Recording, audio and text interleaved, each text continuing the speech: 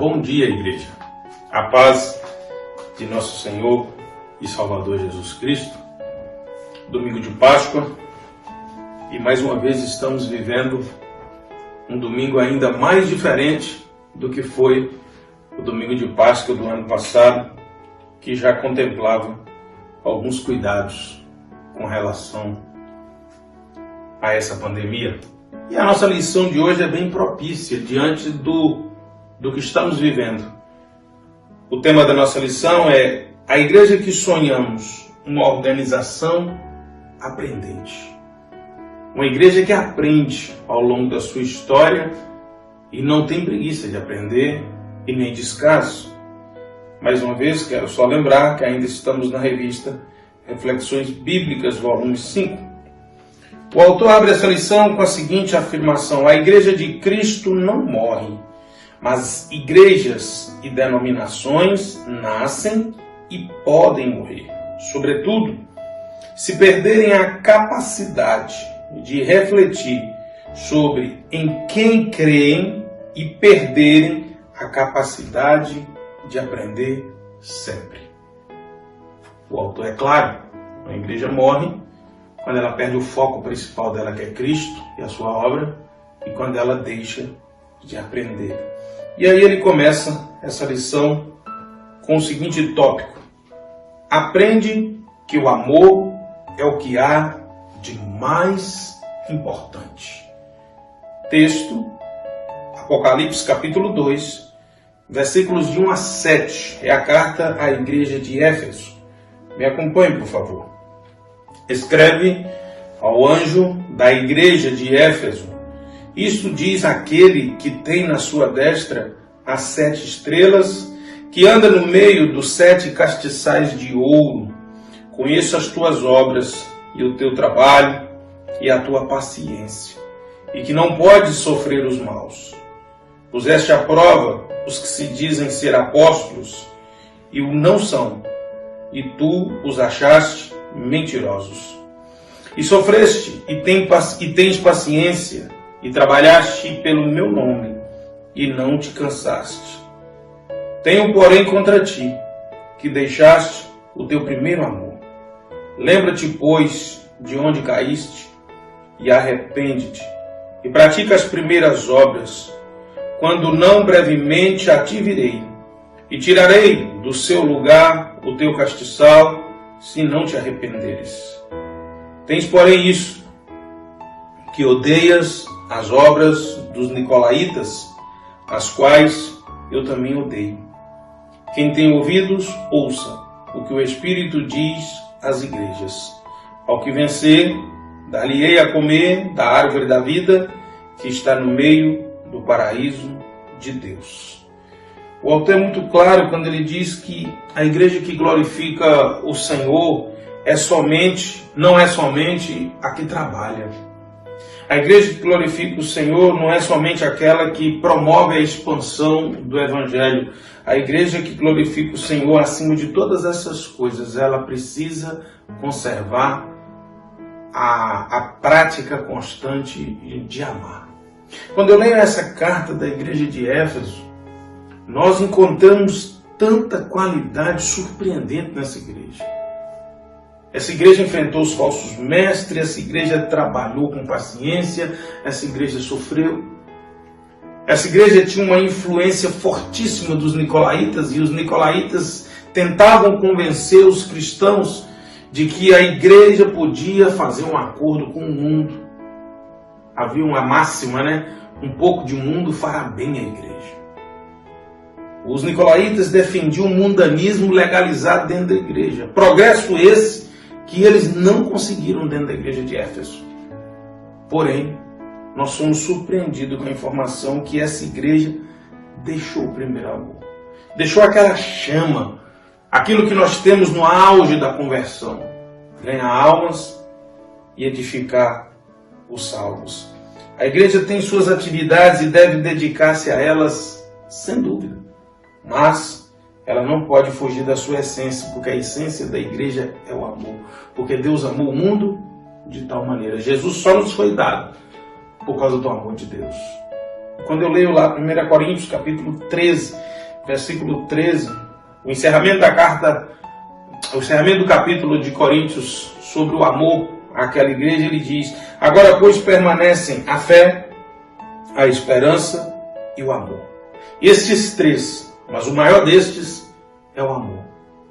Ele está dizendo aqui, a fé é a palavra que ficou para nós deixada pelo Senhor Jesus, é o evangelho dele.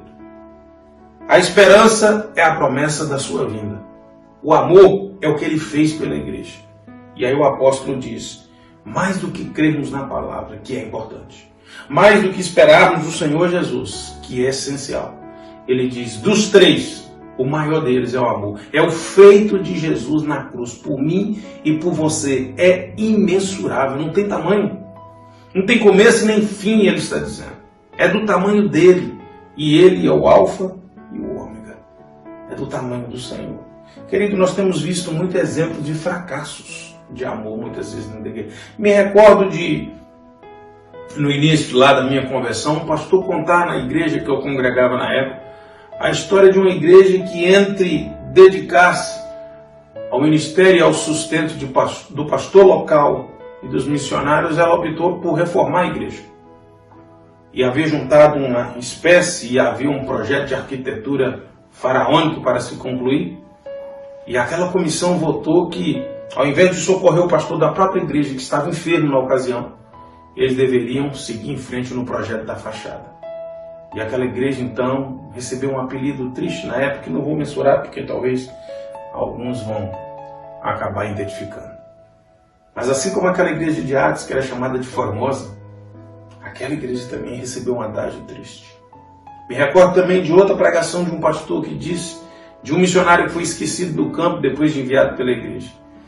E que não voltou, ficou lá até cumprir a obra que Deus o enviara para fazer no meio dos índios. Sobreviveu plantando mandioca no meio da tribo e alguém ofertava para ele leite condensado. Ele não sabe nem quem era. Mas chegavam umas caixas de leite condensado. E ele sobreviveu comendo mandioca de todas as espécies de preparo e leite condensado. Ele conta que perdeu mais de 40 quilos. E quando chegou em casa, encontrou seu filho que havia deixado ainda amamentando. E anos depois, quando voltou para casa e bateu na porta, ele diz: o que mais doeu foi o meu filho chamar a minha esposa e dizer: mãe, tem um homem aí fora. E a esposa então ficou surpresa de ver.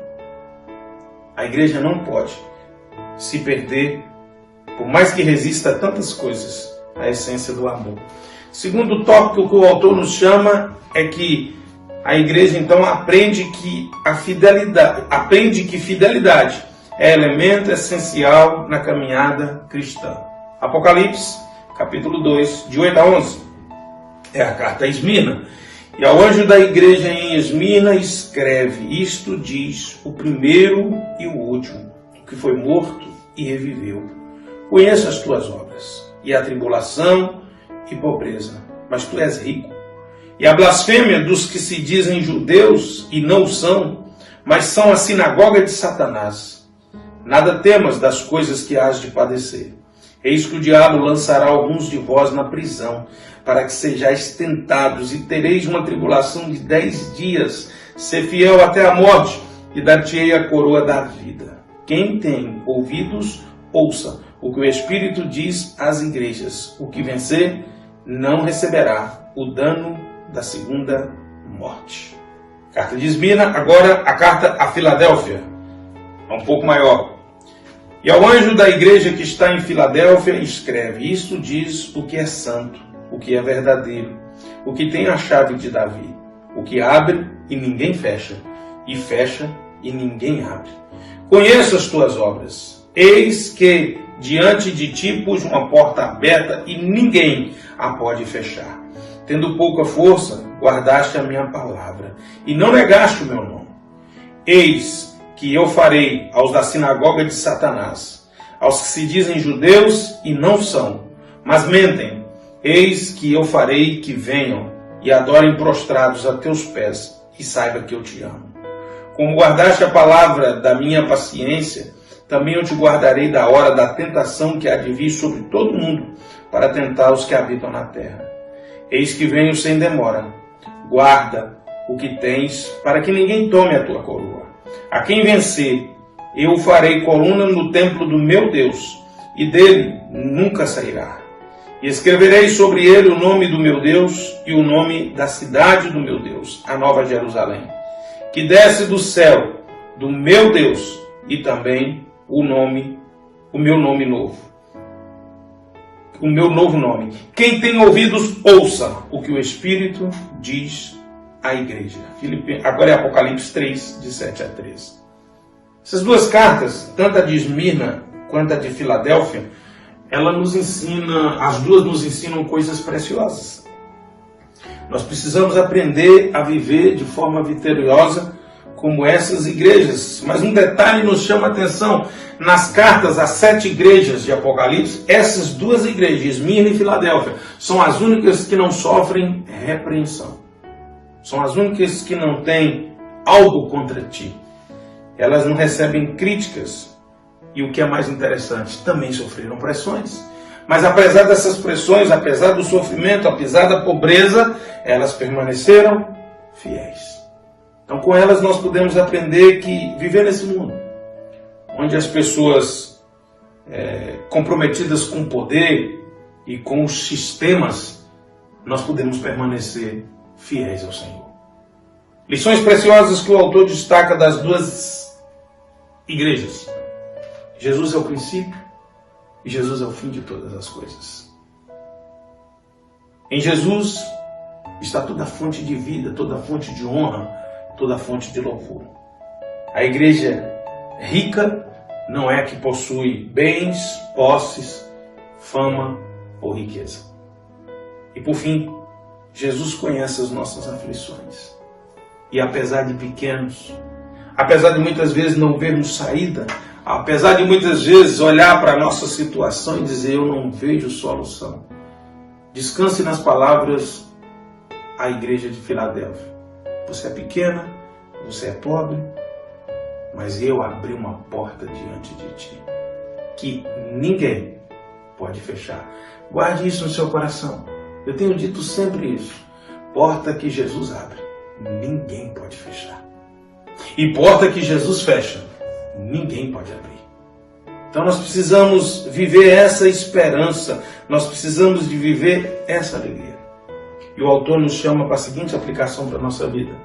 Deus tem nos convocado a sermos fiéis. A fidelidade não pode ser relativada. E aí ele faz a pergunta: como você tem sido fiel aos princípios bíblicos e aos compromissos firmados?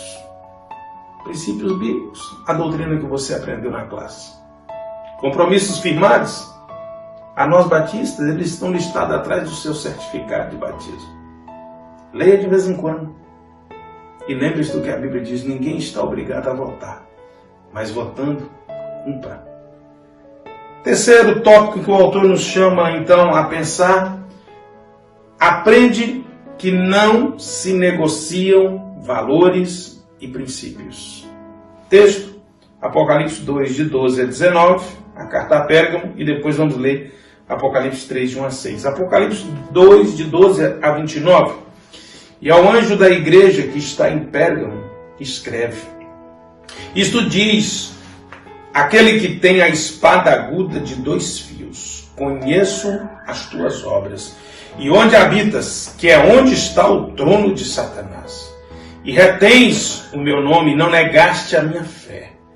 Ainda nos dias de Antipas, minha fiel testemunha, o qual foi morto entre vós, onde Satanás habita.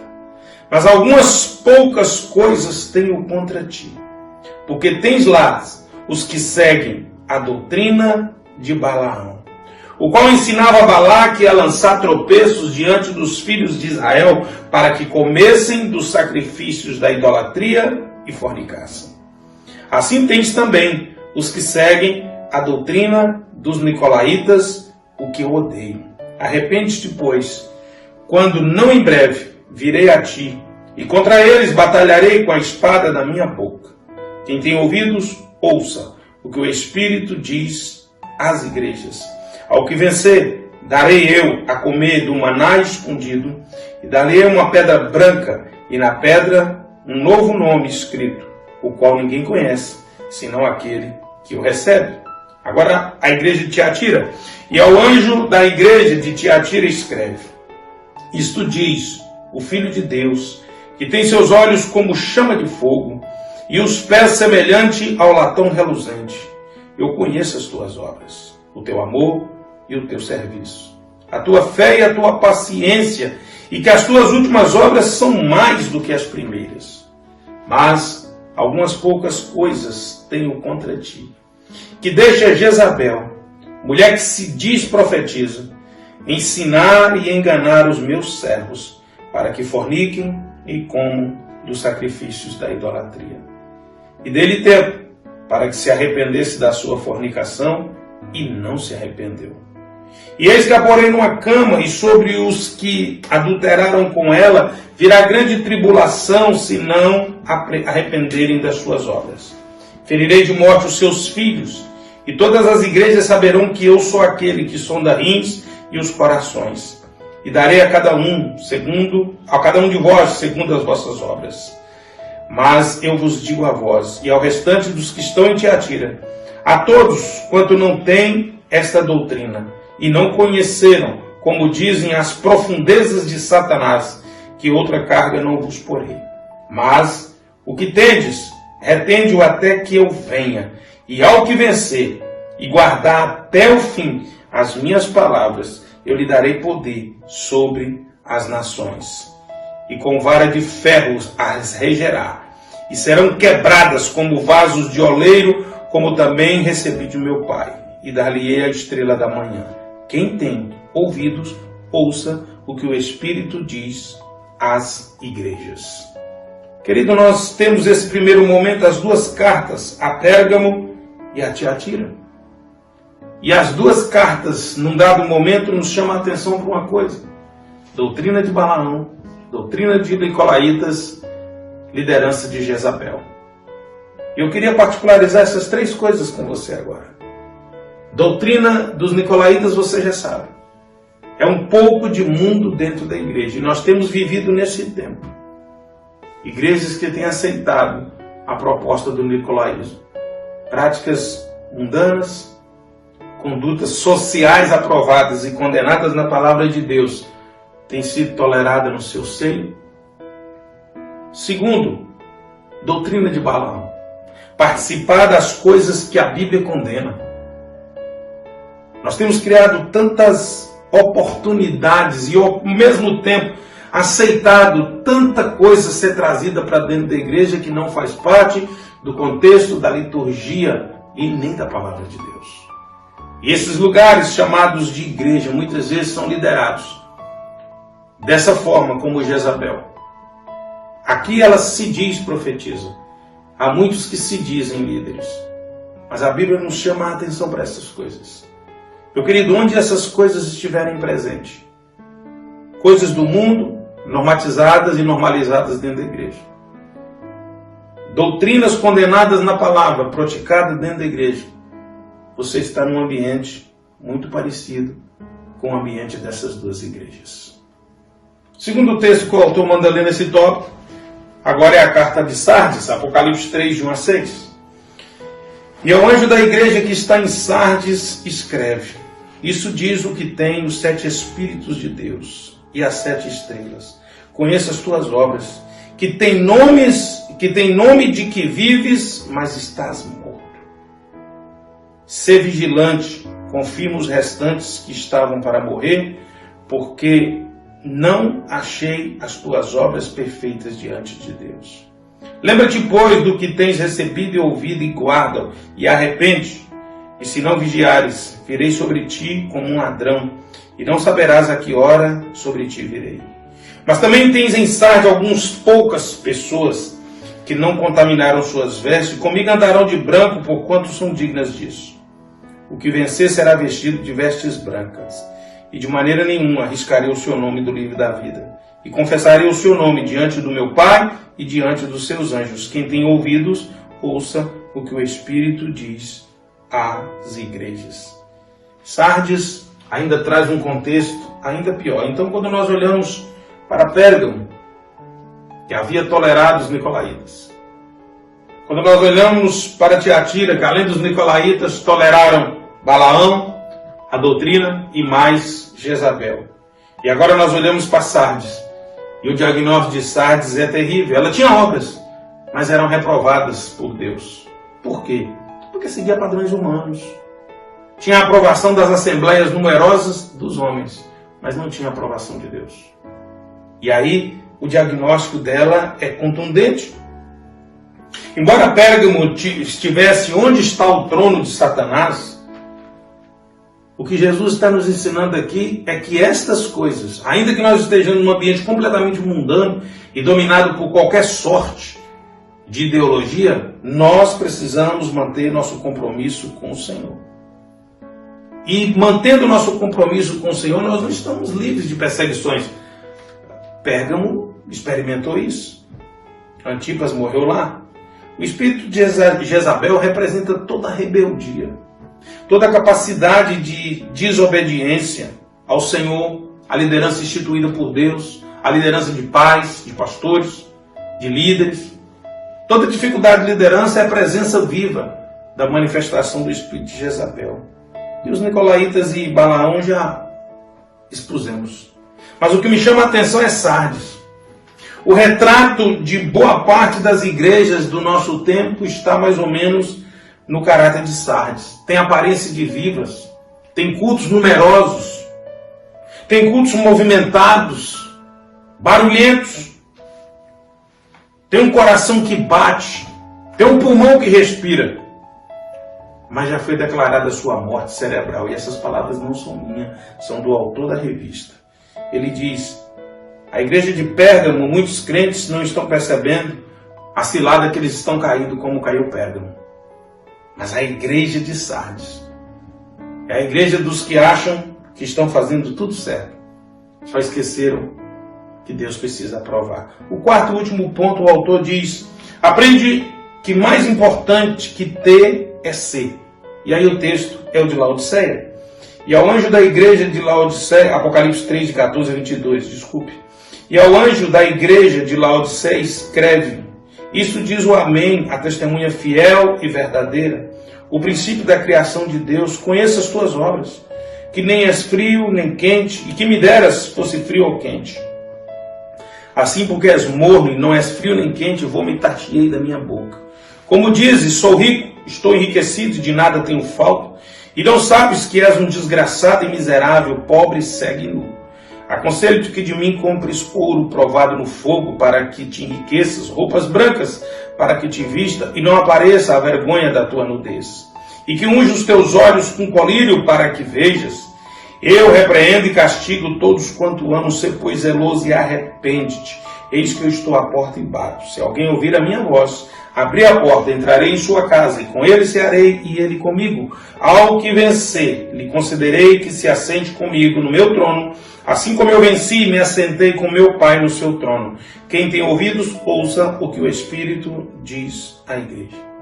A igreja de Laodiceia é aquela igreja de hoje que se acha rica, mas é pobre. Ah, nossa igreja está linda, nossa igreja colocou granito de última geração, ar-condicionado de não sei o que, projeção de não sei das quantas, a nossa igreja hoje é uma igreja. Eu vou repetir a palavra do autor, embora eu não transcrevi. É aquela onde os membros pensam que tem uma visão extraordinária, pois afinal tem a visão de águia. Palavras do autor. Mas a semelhança da igreja de Laodiceia pesa sobre eles todos os adjetivos que ele colocou para aquela igreja. E é verdade, querido. Nós temos vivido um tempo em que as pessoas se acham mais sabidas do que tudo. Na aplicação da sua vida, o autor diz: a semelhança da igreja de Laodiceia, as igrejas nos dias atuais estão vivendo um poder muito grande de representatividade, ostentação, negociaram princípios essenciais da vida cristã. As igrejas estão imprimindo suas marcas nas redes sociais, é pela luxúria, é pela apoteose do culto. As pessoas estão mais preocupadas agora com maneira de vestir para impressionar.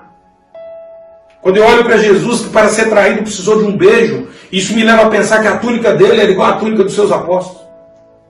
Mas não, Hoje é um padrão de vestimenta. Hoje é uma ciência que ensina a vestir. A luxúria, a ostentação, um pouco de nicolaísmo invadindo nossas igrejas. O autor da revista diz que a igreja demonstra estar realmente viva para querer continuar aprendendo. Que a igreja tem humildade para reconhecer que ainda precisa continuar aprendendo. Que a igreja tenha vontade de aprender para continuar viva, cumprindo o propósito do Senhor em cada geração. Não se renda, querido. Eu sei que para muitos o que aconteceu para cada igreja em que é Apocalipse foi específico para a sua época, mas eu vejo também um ciclo dinâmico. A realidade, o reflexo do que aconteceu nessas 7 igrejas é também um alerta para a igreja atual. Mas quando eu leio para a carta de Laodiceia, o que mais me surpreende nessa carta, alguns focam na questão de água morna. É lá Colossos, sim. Não estou dizendo que não é. Eles eram muito ricos, tinham faculdade de medicina, eles posavam de poderosos, eles recusaram a ajuda de Roma na reconstrução depois do terremoto, eles disseram que não precisava. Sim, isso também é verdade. Mas o que mais me impressiona é quando Jesus diz: eis que estou à porta e bato. A porta da igreja está fechada para Jesus. E o que foi que causou todas essas coisas? Orgulho, o culto apoteótico, a igreja dos ricos, a igreja que não precisa de nada, a igreja do culto glamouroso, a igreja que dizia que era rica e Jesus está dizendo que é pobre, nu e miserável, a igreja que não era quente e nem fria, não tinha a glória das águas frias de Colosso, nem o espetáculo das águas termais da outra cidade que circundava aquela cidade. Porque na própria Laodiceia não tinha água. A água vinha de lá. Porém, a água que vinha geladinha, espetacular de Colossos, quando chegava na cidade, por causa da tubulação, já chegava morna e causava vômito aqui em bebês. Mas o grande problema daquela igreja é que Jesus precisou bater na porta para aquela igreja abrir para Jesus entrar. Como igreja, a porta do seu coração está aberta. Jesus tem livre acesso a alguns valores e alguns convencimentos desse mundo o levaram também a fechar a porta. Esse texto é muito usado para evangelizar o perdido, mas para nossa vergonha, essa carta foi escrita para a igreja, e a igreja do Senhor está fechando a porta para ele. Esse domingo de Páscoa, pense um pouco sobre isso e abra o seu coração para o Senhor. Eu quero orar pela sua vida nessa hora. Deus, em nome de Jesus, toma teu servo, toma tua serva que ouviu tua palavra nessa manhã. Que ele seja despertado, que ela seja despertada pela palavra do Senhor nessa manhã. É no nome de Jesus que nós oramos. Amém? Deus abençoe. Feliz Páscoa. Fica com o Senhor e até logo mais. Amém.